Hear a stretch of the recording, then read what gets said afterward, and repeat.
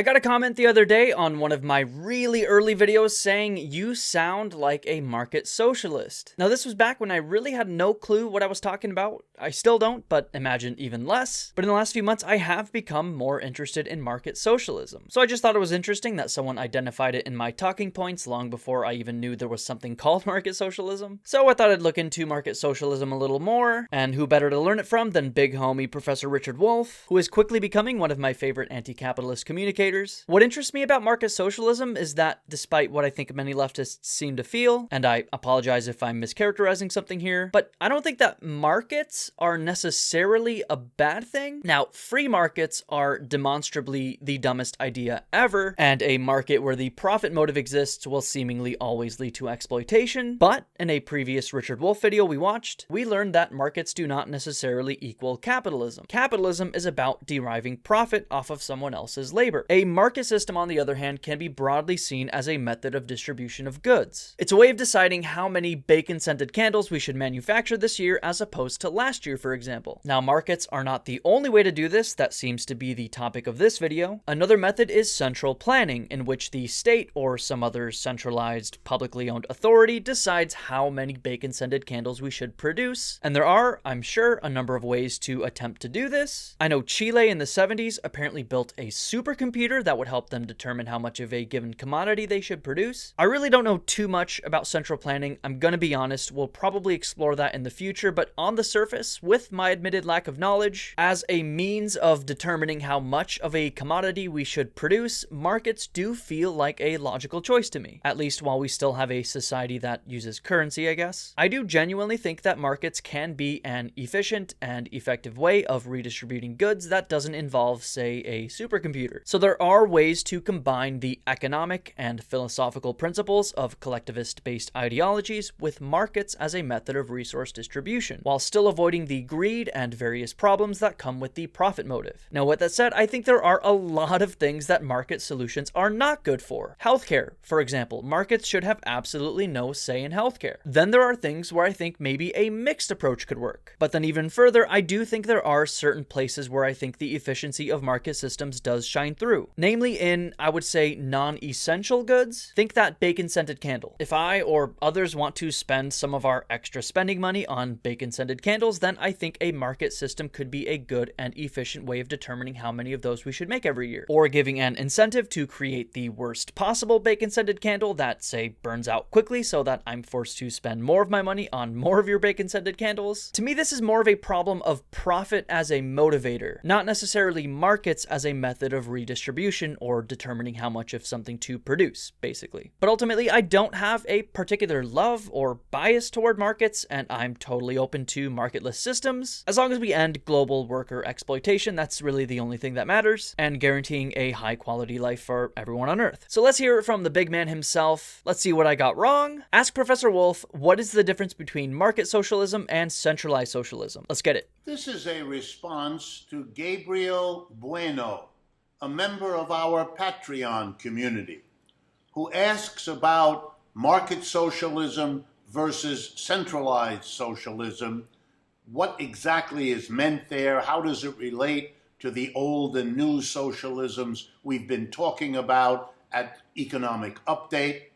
And wouldn't a market socialism be subject to the same sorts of abuses, monopoly, etc., that capitalism is subject to? So let me respond step by step. First, the old socialism includes both market and planned. It's not the new socialism. Let me explain.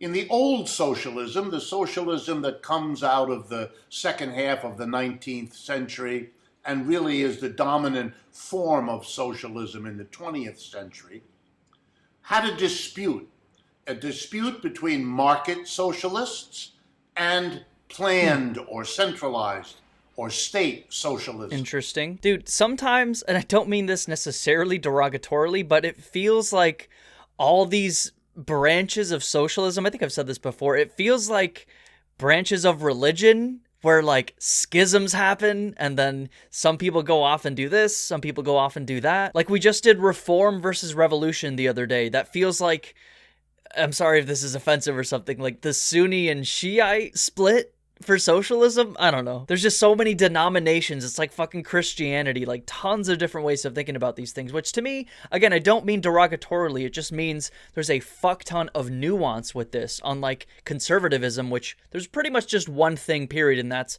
greed, being shitty to other people. That's that ideology. Leftism is, as I say this all the time, significantly more nuanced, which to me explains why there's so many ways to interpret these things. But I think it's kind of funny that he's describing like a religious schism, which I find funny. Anyway. Here was the idea. One side, the state socialism, if you like, or the planned socialism, believed that the distribution of resources among enterprises and the distribution of the products, goods and services coming out of enterprises ought to be accomplished by a conscious, deliberate plan, hopefully democratically arrived at, that would decide how the society wanted to use the resources it had and how it wanted to use and distribute the products that emerged from the production process. Yeah, and I think there are places where something like aspects to our society, certain commodities, if that's how you want to put it, that would work under that type of system. Again, I'm proving to myself that I'm a radical centrist. I think we can take a little bit of everything and mold a good system out of it. We don't need to throw out markets entirely. We don't need to throw out central planning entirely like, I don't know, libertarians probably want. Maybe it's not an either or, and it is more of a gray area. I don't know. Let's keep going. The idea was socialism was planning.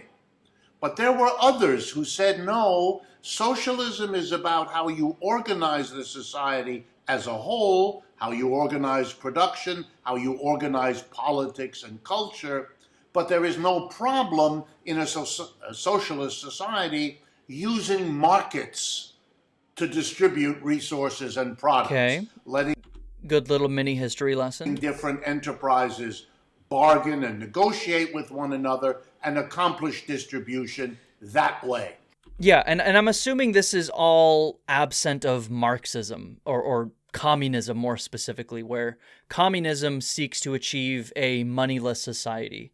And a market system without money as like an intermediary, that doesn't, I don't know, could that work? Could a communist market system work? I'm not totally sure. A lot of communists and even socialists see socialism, maybe market socialism like this as a stepping stone toward communism.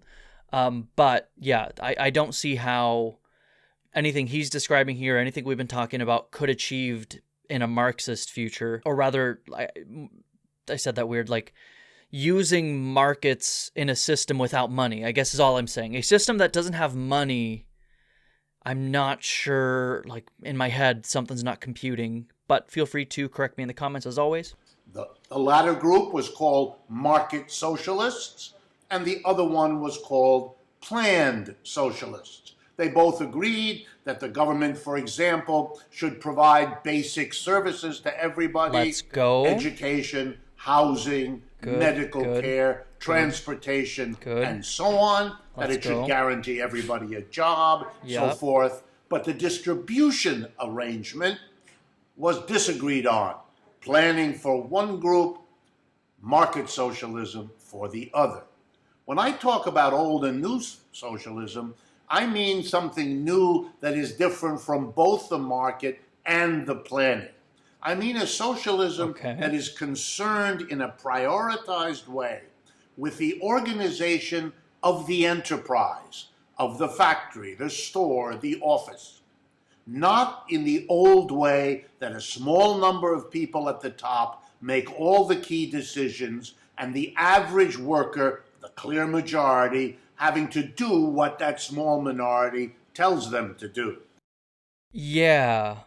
And I might piss off a lot of leftists here, specifically Marxists, I think. That does seem like something that tends to happen in a lot of these attempts at like communism. I think leftists would say that is meant to be an intermediary step as we approach a true, collectively owned communist system. I could be completely off base here and talking completely out of my ass. I'm totally open to that. Please let me know if I am. But yeah, what he described there does not sound ideal to me. A system where a small number of people control all the levers and stuff, and then everyone else just has to do it. That's what we're living under now under capitalism. You know what I'm saying? It's like we're achieving the same problem, only one does it through the profit incentive, allowing all the capital to go to the top, and the other, I don't know, we democratically allow all the power to go to the top, and then they make all the decisions anyway. No, I think the power should be significantly more redistributed.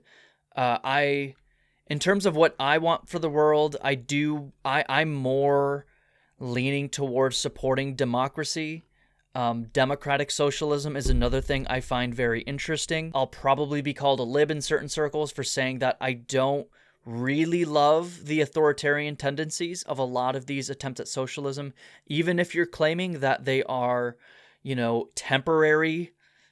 Call it a fallacy, but I think that's a slippery slope. Giving up all of your power, all of your agency, and just hoping that the party you're putting in charge is going to act in perfect good faith and ceding all democratic power to them feels scary to me. I do think that democratic power should exist in the hands of the people, not necessarily in the hands of, in, say, these situations, a singular party. If that makes me a lib, so be it.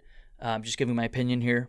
How did we get here? Let's keep going. In capitalism, the small minority is the board of directors, the major shareholders, that's what I just said. Owners of the business. Yeah. And the mass is the workers. Yeah. In state socialism, in the kinds of socialisms we've seen in the 20th century, the private capitalists are gone, but they're replaced by another small minority. Yeah. State officials, commissioners, commissars, the people who run the planning apparatus of the society, rather than a transformation of the workplace into a genuinely democratic socialist arrangement in which all the workers would together, one person, one vote, decide what the enterprise produces, what technology it uses, etc., in a base ground up from below kind of socialism.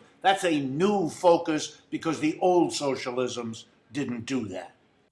Okay. Yeah, I think I lean more in that camp. And just to backtrack a little bit, that's not to say there aren't certain benefits to those types of systems or and please, I'm not saying that these countries that do that are evil. I understand that a lot of these countries like China have done a lot for their citizenry, using this authoritarian apparatus as a means to, I think, as people put it, cut out a lot of the red tape, cut out a lot of the inefficiency that comes with, democracy, to put it bluntly. And so I'm not saying there are no potential benefits to that type of system, assuming that that party in power is operating on good faith, which I think, again, that I don't know me personally if I would trust any authority that much to cede all of my rights to speech and assembly. I don't know, feels like a big risk. And it's just, if they're not doing what you want, then, and you can't tell them that, you get thrown in jail, right? And so yeah, I lean, if we are to achieve, if the future is a form of socialism, I would prefer it to be democratic, spread around the people, not consolidated into a singular party, even if it's supposedly temporarily. Yeah, that's how I feel about it. Last point. Would such a new socialism not be subject, especially if it allowed markets to work, to the same problems that capitalism had with monopoly, with great inequality? Well, the answer is you transform capitalism into socialism because it's worth doing itself. It's worth democratizing the enterprise, which is the key part of this, bringing democracy finally to the workplace Yes. where people spend most of their adult lives. This is a value in itself. Sure. But it still leaves open, if you allow the different cooperatives, especially in a market arrangement, to do better or worse. What do you do if some become rich and others become poor? By the way, the same problem happened inside capitalism. And Well, there were capitalisms, yeah. at least at some periods, who put limits on that, wouldn't allow monopolies, had trust busted, had rules to prevent it. And the same would apply in a socialist economy of cooperatives. But we might expect a lot better progress, because for the cooperatives, it's a matter of survival of their system to keep the limits on inequality to prevent monopoly. Capitalism always moves in that direction, but has equal forces pushing for monopoly, pushing for inequality.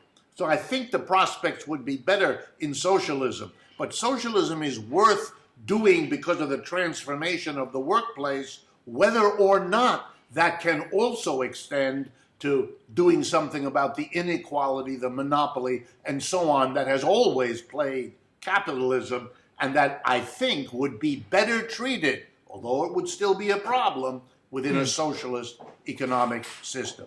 Thank you again to Gabriel Bueno for his question, and I hope he finds this a useful answer.